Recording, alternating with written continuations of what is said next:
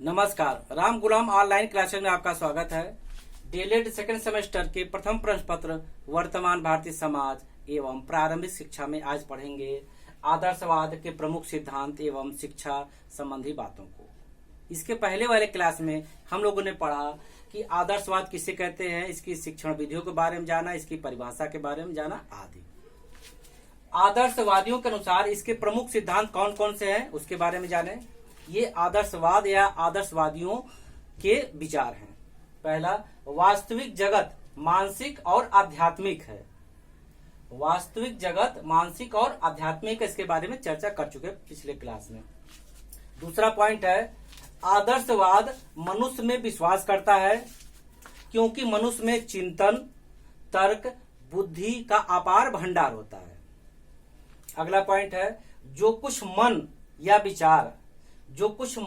या विचार संसार को देता है वही वास्तविक है, वही सत्य है, सच है। अगला है, ज्ञान का सर्वोच्च रूप अंतर्दृष्टि है और आत्मा का ज्ञान सर्वोत्तम है या सर्वोच्च है। अगला पॉइंट, वस्तु की अपेक्षा विचार का अधिक मूल्य है, क्योंकि हम जानते हैं कि आदर्शवाद विचारों में, मन में, आध्यात्मिक पक्ष पर ज्यादा बल देता है। इसलिए देखिए, पुनः सुन लीजिए, वस्तु की अपेक्षा विचार का अधिक मूल्य है आदर्शवादियों के अनुसार। आगे देखते हैं, व्यक्तित्व के विकास पर बल देता है, यानी आदर्शवाद मनुष्य के व्यक्तित्व पर बल देता है, उसके विकास पर बल देता है। आगे देखते हैं, पाठ्यक्रम। इनके अनुसार पाठ्यक्रम किस प्रकार का होना चाहिए, उसमें कौन से विषय शामिल होना चाहिए, उस पर चर्चा करते हैं। इनके अनुसार ऐसा विषय होना चाहिए जो व्यक्ति के सामाजिकता, मानसिक परिस्थितियों के समायोजन एवं आध्यात्मिक मूल का ज्ञान प्राप्त कर उन्हें आत्मा अनुभूति प्राप्त करा सके। इसके अंतर्गत सत्यम शिवम सुंदरम, जिसके पहले हम लोग पढ़ चुके हैं, उस पर आधारित कुछ विषय को शामिल किया गया है कि वो ऐसे विषय हों जो सत्य का ज्ञान कराने वाले हों, शिवम का ज्ञान कराने वाले हों और सुंदरम का ज्ञान कराने वाले हों। देखते हैं उसके अंतर्गत कौन कौन विषय रखा गया। जो सत्य का ज्ञान कराने वाले हैं उसके अंतर्गत विषय को रखा गया भाषा को, साहित्य को, भूगोल को, दर्शन को, दर्शन शास्त्र को, विज्ञान को, बौद्धिक क्रिया आदि। पुनः सुन लीजिए, सत्य का ज्ञान कराने वाले के अंतर्गत विषय को रखा गया भाषा, साहित्य, भूगोल, दर्शन, विज्ञान, बौद्धिक क्रिया आदि। अगला देखते हैं, शिवम का ज्ञान प्राप्त कराने वाले विषय नीति शास्त्र, समाज शास्त्र, अर्थशास्त्र, मानव शास्त्र आदि। सुंदरम का ज्ञान प्राप्त कराने वाले विषय कविता, संगीत, कला, सफाई, सुरक्षा आदि। ये हो गए। अब आगे देखते हैं कि शिक्षा में आदर्शवादियों के अनुसार शिक्षक का क्या रोल है, क्या भूमिका है। इन्होंने यानी आदर्शवादियों ने माना जो शिक्षक का स्थान महत्वपूर्ण है शिक्षा में, और शिक्षा व्यवस्था को एक बाग माना, यानी बागीचा, जिसमें माली होता है, पौधा होता है। तो इसमें इन्होंने माना कि शिक्षा व्यवस्था एक बाग है और उसका माली शिक्षक है, और जो उसके अंदर पौधा है, कोमल पौधा है, वह छात्र है। जिस प्रकार माली अपने बाग का सुरक्षा करता है, उसको पोषण देता है एवं बढ़ने के लिए सारी परिस्थिति उपलब्ध कराता है, ठीक उसी प्रकार शिक्षक एक माली रूपी है जो अपने कोमल पौधा रूपी छात्र को विकास के लिए सभी परिस्थिति उपलब्ध कराता है एवं बाहरी हानिकारक वातावरण से सुरक्षा करता है। आगे देखते हैं कि आदर्शवादियों के अनुसार विद्यार्थी का क्या उसमें स्थान है। बाल केंद्रित शिक्षा नहीं है, हम कह सकते हैं इसकी कमियां कह सकते हैं। जो शिक्षा व्यवस्था है वह बाल केंद्रित नहीं है, वह कौन सा केंद्रित है, मूल केंद्रित, आध्यात्मिक केंद्रित, और उसका जो प्रमुख कर्ता धर्ता है शिक्षक है। आगे देखते हैं, विचार मूल केंद्रित है। हो गया, शिक्षा में बाल केंद्रित को महत्व नहीं दिया गया है। जो शिक्षा का मूल उद्देश्य है या उसका विशेष विषय वस्तु है वो मूल और विचार केंद्रित है। आगे देखते हैं अनुशासन।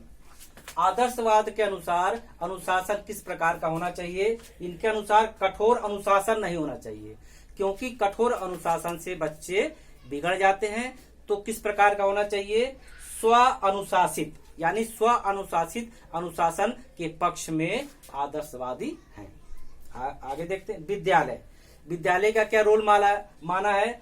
इन्होंने विद्यालय का रोल माना है या कहा है कि विद्यालय में एक सामाजिक गुण का विकास का वातावरण होता है। यानी विद्यालय एक ऐसा पवित्र स्थान है जहां व्यक्ति के सामाजिक गुण का विकास होता है, एवं विद्यालय को माना है विद्यालय समाज का एक लघु रूप है।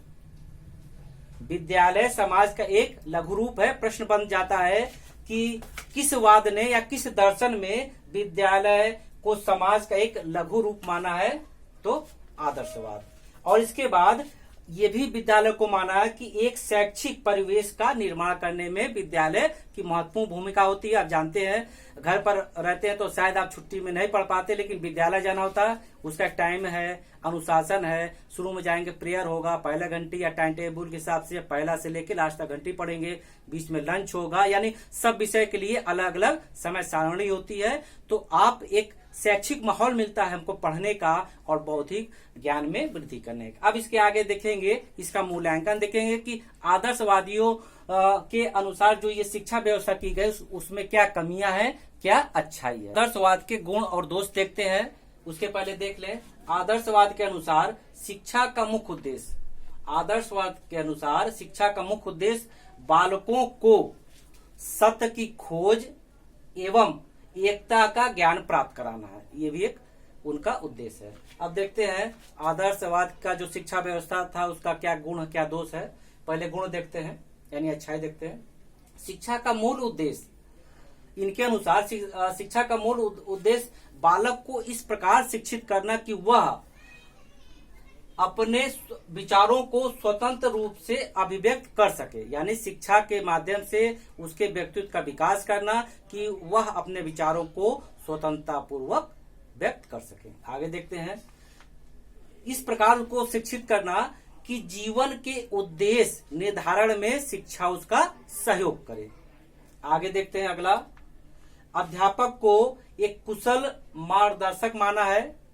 आदर्शवाद के अनुसार शिक्षक को माना कि एक कुशल मार्गदर्शक है और बालक तथा समाज का वह निर्माण करता है। यानी जो शिक्षक है वो बालक के व्यक्तित्व का विकास करता है एवं एक अच्छे समाज का निर्माण करता है। आगे देखते हैं अगला, आदर्शवाद बालक में चरित्र निर्माण पर बल देता है। आदर्शवाद बालक में चरित्र निर्माण पर बल देता है। इसके साथ ही सत्यम शिवम सुंदरम जैसे आध्यात्मिक मूल्यों का विकास करता है। ठीक है, इसके बाद देखते हैं इसके दोष क्या है, इसकी कमियां क्या है। आदर्शवाद के शिक्षा व्यवस्था में क्या कमियां है देखते हैं। पहला, बालक का इसमें गौण स्थान दिया गया है, जबकि शिक्षा बाल केंद्रित है और शिक्षा व्यवस्था में बालक को कम स्थान दिया गया, यह इसकी कमियां है।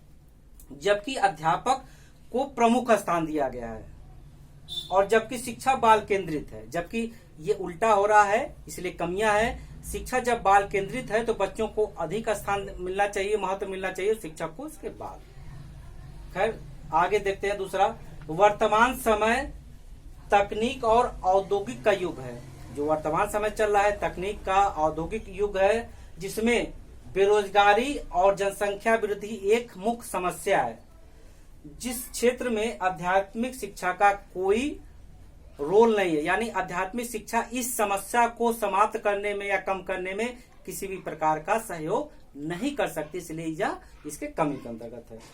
आगे देखते हैं, शिक्षक सक्रिय रहता है। यानी इस शिक्षा व्यवस्था में, आदर्शवादी शिक्षा व्यवस्था में शिक्षक अधिक सक्रिय रहता है और छात्र लगभग निष्क्रिय रहता है, क्योंकि शिक्षा जब अध्यापक प्रधान है तो अध्यापक ज्यादा एक्टिविटी करेगा और छात्र बहुत कम या नहीं के बराबर करेंगे।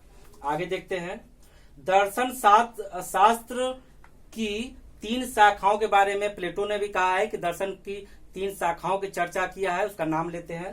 पहला तत्व मीमांसा, तत्व मीमांसा, ज्ञान मीमांसा, मूल मीमांसा।